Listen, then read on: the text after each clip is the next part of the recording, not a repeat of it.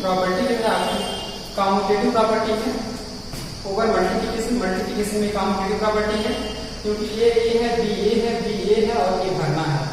ये वाला ए -20/27 इसी को आप भर दीजिए, -22/23 प्लस कलर चेंज करेंगे, चार्ट का कलर जो है चेंज कर देंगे। देखेंगे -7 इंटू -8/15 इक्वल टू -8/15 इंटू इस ब्लैंक को आपको भरना है।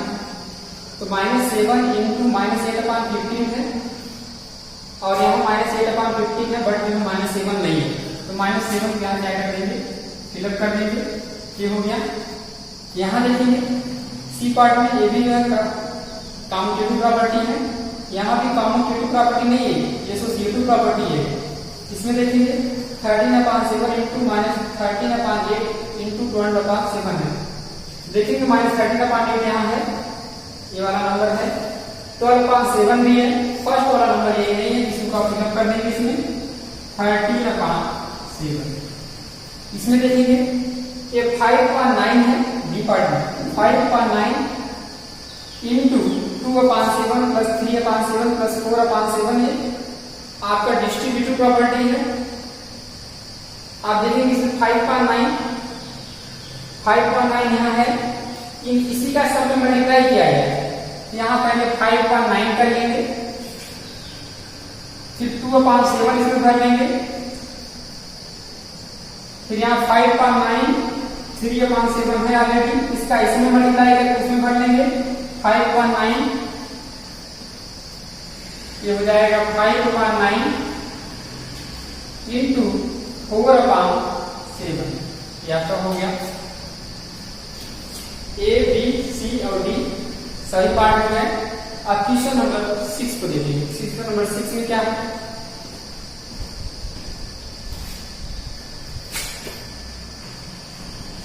देखें क्वेश्चन नंबर 6। क्वेश्चन नंबर 6 में है state whether the given statement is true और नॉट। ये जो स्टेटमेंट दिया गया है ये सही है या गलत है, इसको आपको बताना है। तो स्टेटमेंट वैसे रॉन्ग है, ठीक है। ये स्टेटमेंट जो दिया गया है ये रॉन्ग है, बट सॉल्व करके हम देख लेंगे कि स्टेटमेंट सही है कि नहीं सही है। जो भी स्टेटमेंट ये दिया गया है ये रॉन्ग है, क्योंकि हम आपको कॉम्यूटेटिव प्रॉपर्टी बताएंगे। कॉम्यूटेटिव प्रॉपर्टी में जो है फर्स्ट डेसिमल नंबर में सेकंड डेसिमल नंबर से और सेकंड डेसिमल नंबर में फर्स्ट डेसिमल नंबर से डिवाइड करेंगे तो दोनों के आंसर सेम नहीं आते। जब दोनों के आंसर सेम नहीं आते हैं तो प्रॉपर्टी फॉलो नहीं करती है ओवर डिवीजन करके। तो देख लेंगे फॉलो करती है कि नहीं फॉलो करती है। ये हो गया 2/7, यहाँ डिवीजन का सिंबल, यहाँ मल्टीप्लिकेशन लगाएंगे, 9 को ऊपर करेंगे, 3 को नीचे कर देंगे। यहाँ देखेंगे 3/9 है, इसको ऐसे कॉपी कर लेंगे, इसमें मल्टीप्लिकेशन का सिंबल लगा के 7 को ऊपर कर देंगे और 2 को नीचे कर देंगे। ये हो जाएगा 3 1 3 3 3 9 हो जाएगा। और इसमें देखेंगे 2/7 यहाँ ऑलरेडी है, ये 3 1 3 3 3 9 हो जाएगा। 3/1 इक्वल टू 1/3 इंटू 7/2। ये हो जाएगा 3 2 6 7 1 7 इक्वल टू 1 7 7 3 2 6 हो जाएगा। ये 6/7 ये 7/6 है, ये यहाँ हो जाएगा, ये ट्रू नहीं है, नॉट लिखेंगे। ऐसे आगे वाले क्वेश्चन में लिखेंगे ये एसोसिएटिव प्रॉपर्टी है ओवर डिवीजन, क्योंकि इसमें 3 रेशनल नंबर है और इसमें भी 3 रेशनल नंबर है, 3 से अधिक रेशनल नंबर होते हैं, वो आपकी एसोसिएटिव प्रॉपर्टी होती है।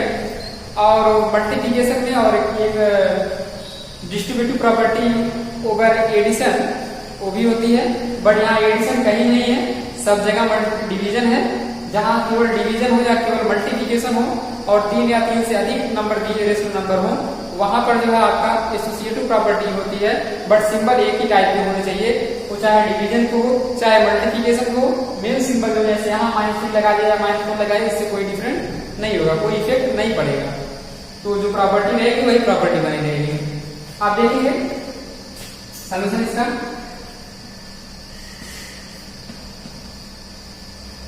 2/5 इसको सॉल्व कर लीजिए। 2/5 मल्टीप्लाई बाय 3/5, यहाँ डिवाइड का सिंबल है, अभी इसको रहने दीजिए। Division by 4/11 equal to 2/5 divisible by 3/5 को कॉपी कर लेंगे, डिवीजन की प्लेस पे मल्टीप्लिकेशन लगाएंगे, 11 ऊपर करेंगे, 4 को नीचे कर लेंगे, 11 ऊपर 4 को नीचे कर लेंगे, ये आपका हो जाएगा 3 2 जा 6, 5 5 जा 25, डिवाइड यहाँ डिवीजन जहाँ वहाँ मल्टीप्लिकेशन लगा लेंगे, 11 को ऊपर कर देंगे, 4 को नीचे कर देंगे, इक्वल टू 2/5 डिविजिबल बाय ये हो जाएगा 11 3 जा 33, 5 4 जा 20, यहाँ डिवाइड का सिंबल ही रहेगा। आगे बढ़ेंगे, 2 3 जा 6, 2 2 जा 4, 11 3 जा 33, 20 25 2 जा 30 इक्वल टू 2/5, यहाँ डिवाइड का सिंबल को हटाएंगे, यहाँ मल्टीप्लिकेशन लगा देंगे, 20 को ऊपर कर देंगे, 33 को नीचे कर देंगे, सिंप्लीफाई कर लेंगे, 5 1 जा 5, 5 4 जा 20 हो जाएगा, 4 2 जा 8 हो जाएगा, 8/33 और ये हो जाएगा 33/30, ये नॉट इक्वल है, दोनों इक्वल नहीं है। और यहाँ आप लिख लेंगे नॉट, ये ट्रू नहीं है बल्कि फॉल्स है, ठीक ना। आगे देखेंगे क्वेश्चन नंबर 7 को।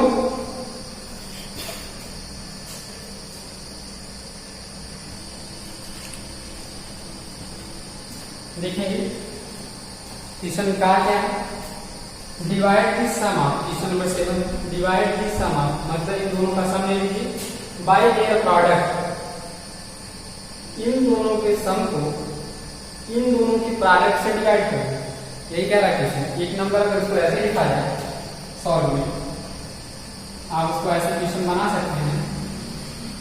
पहले दोनों का सम लिखिए, 3/4 प्लस 5/6, इसको जो है स्मॉल ब्रैकेट में रख लो। इसके बाद बगल में इसका प्रोडक्ट भी लिखो, -3/4 इंटू 5/6, ये प्रोडक्ट हो गया। इन दोनों को डिवाइड कर दो, इसमें जो हिस्से का कर दो, डिवाइड कर दो, ये हो गया आपका क्वेश्चन का प्रारूप।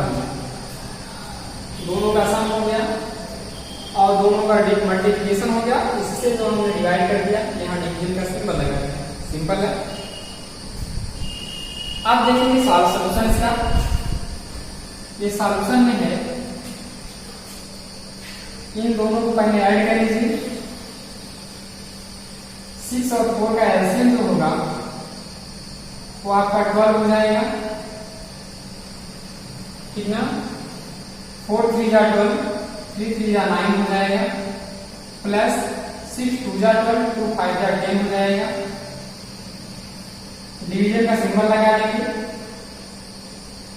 इसको सिंप्लीफाई कर लेंगे, 3 1 जा 3, 3 2 जा 6 हो जाएगा, -5/8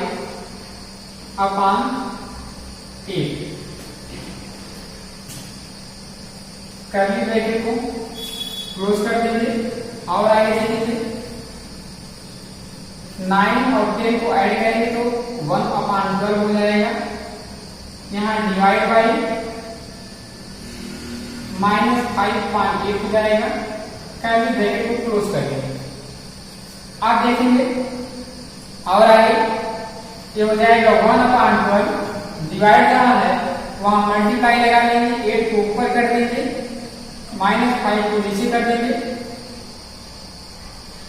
ये हो जाएगा 8 1 जा 8,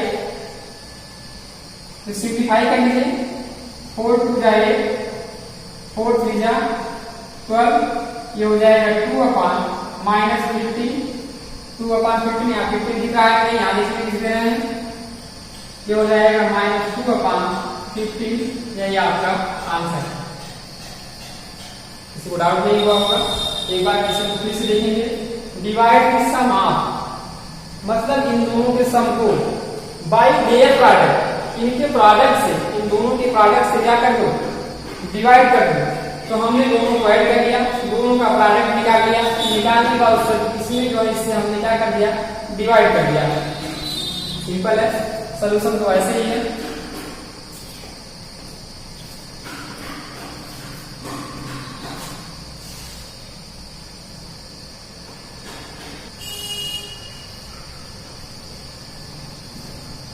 क्वेश्चन नंबर 1 को देखेंगे। क्वेश्चन नंबर 1 कैसा है, उसमें कह रहा है product of two rational numbers is -20, दो रेशनल नंबर का प्रोडक्ट जो है -21 है।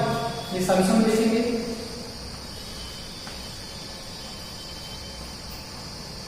दी product of two rational number, तो first rational number first into second,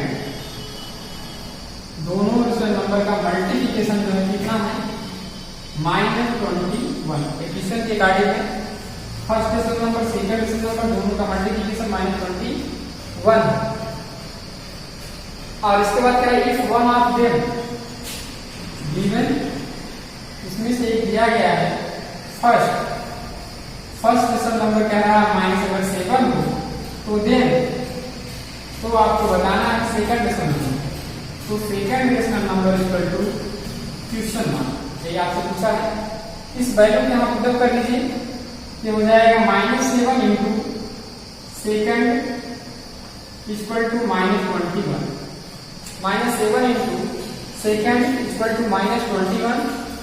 आगे लिखेंगे सेकंड इक्वल टू निकालेंगे सेकंड रेशनल नंबर, तो second rational number equal to मिलेगा, फर्स्ट यहाँ मल्टीप्लिकेशन है, इस सेकंड वाले से मल्टीप्लिकेशन वहां डिवाइड के फॉर्म में हो जाएगा, -21 अपॉन -7, माइनस से माइनस कैंसिल हो जाएगा, 7 3 21, सेकंड रेशनल नंबर जो आपको मिलेगा वो मिल जाएगा 3। अभी तक किसी को डाउट नहीं होना चाहिए। ये सेकंड रेशनल नंबर जो है यहां लिख लेंगे, therefore second rational number second rational number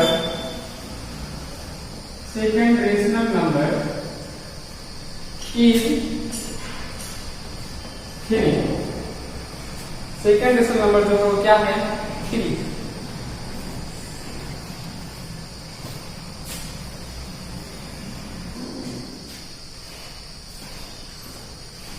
इस एक्सरसाइज का लास्ट क्वेश्चन नंबर 9 कह रहा है is 7/6 the multiplicative inverse of -1 -1/6 -1/6 का जो मल्टीप्लिकेटिव इनवर्स है वो कह रहा है 7/6 है।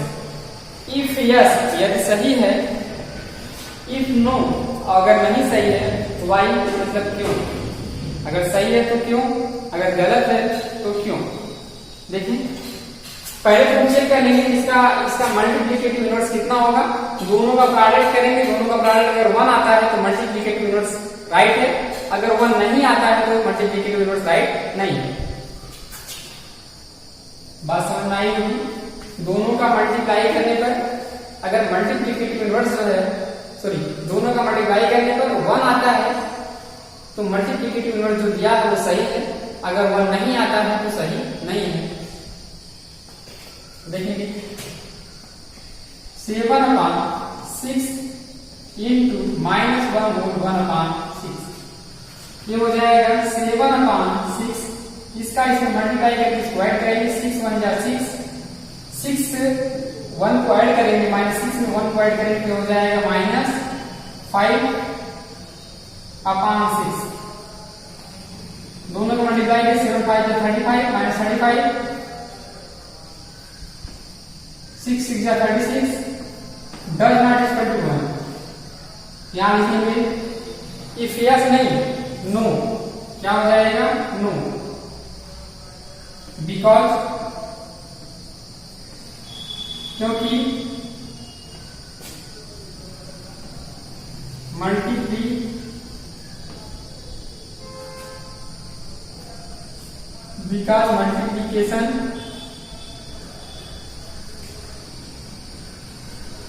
is not 1, क्योंकि दोनों का मल्टीप्लिकेशन जो आया वो 1 नहीं आया, इसलिए क्या है दिया गया जो इनवर्स है वो रॉन्ग है। डाउट नहीं होना चाहिए। क्वेश्चन आपका सॉल्व हो चुका है, क्वेश्चन नंबर 9। नेक्स्ट डे हम लोग पढ़ेंगे एक्सरसाइज 1.4। एक्सरसाइज 1.4 इसमें जो भी क्वेश्चन छूटे हुए हैं उसको आप होमवर्क समझकर उसको सॉल्व कर लीजिएगा। सॉल्व करने के बाद नेक्स्ट डे जो पीडीएफ जाएगा उस पीडीएफ से मैच करा कर उसमें दे दीजिएगा। अभी तो डाउट नहीं होगा, कोई डाउट होगा तो कमेंट में